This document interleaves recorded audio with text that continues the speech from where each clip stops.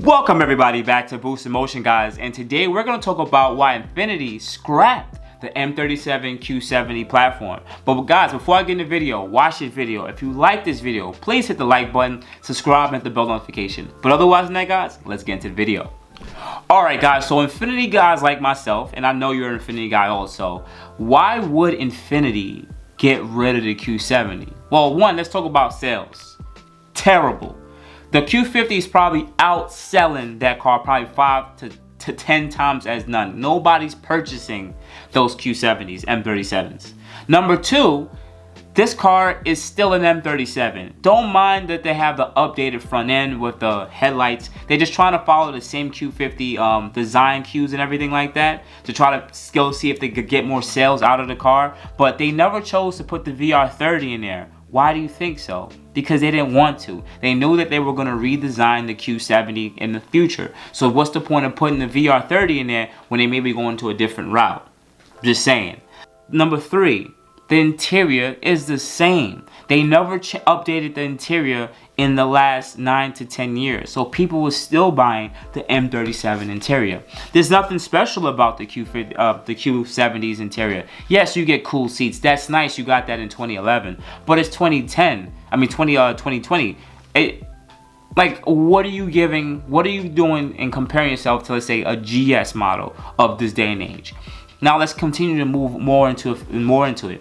They're gonna scrap the 5.6 because nobody really buys V8s anymore. Now, sport guys like us, we like the idea of knowing that you can still buy a V8 in a sedan in 2019, 2020. But what sense does that really make?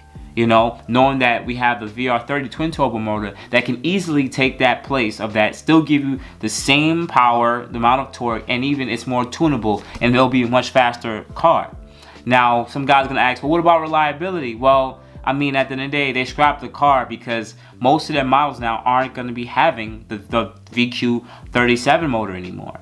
Now, there are some models that are still out in their trucks that may still have the 37 motor, but otherwise than that, that motor is gone. That motor is toast now. They're going to replace a lot of their lines with the twin turbo VR30 and probably majority of their vehicles, or that variable compression ratio motor that's in the QX50 right now.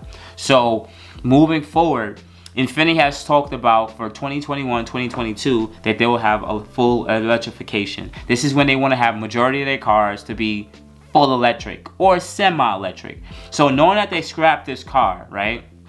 This is going to give Infiniti, of course, because they're doing a lot of stuff on the wraps. This is going to give them enough time to develop a car, which they probably already did because they already have the concepts. If you look at the Black S, the Q60 Black S, a lot of that car was a test mule for a lot of the electrification hybrids. So knowing that they're gonna probably release another Q70 in the future, it's gonna probably be a redesigned chassis. And usually with most companies, they usually have like a flagship car. So like Audi would have an R8, and the design cues from the R8 will go down into its sub levels, right? So the same thing here.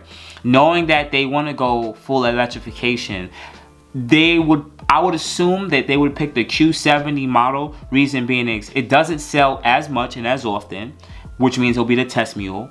Number two, because it'll be the benchmark, a lot of the technology will probably go into it and make that car look like, wow, look what they made. Look at this amazing car. And some of those same design cues will move down into the Q60, Q70, and even the trucks. Now, moving forward though, will this save Infiniti? Honestly, they're restructuring their company. They're trying to see where they can save money at, from pulling out dealerships in Australia, cutting the QX30 model.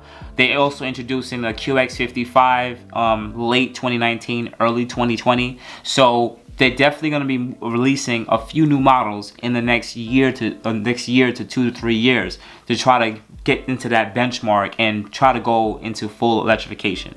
So otherwise than that, guys, yes, the Q70 is dead, but it's not dead, if you know what I mean. They're just gonna probably rebrand it, give it a different name, and put a lot of new technology that's into it. Because when you look at all their models, most of them are kind of outdated already, and it's about time that Infiniti gives us a bunch of new models. But otherwise than that, guys, if you enjoyed this video, hit the like button. If you're new to the channel and think my info was good, also subscribe and hit the bell notification. Comment below and tell me what you think. Maybe I missed a few things, whatever the case might be. But moving forward, Infiniti, if you're watching, please do what you're doing. Please give us something that's different, and please don't put a CVT in it. Otherwise than that, guys, you have a good morning, good afternoon, good night. Thank you, guys. You have a good day.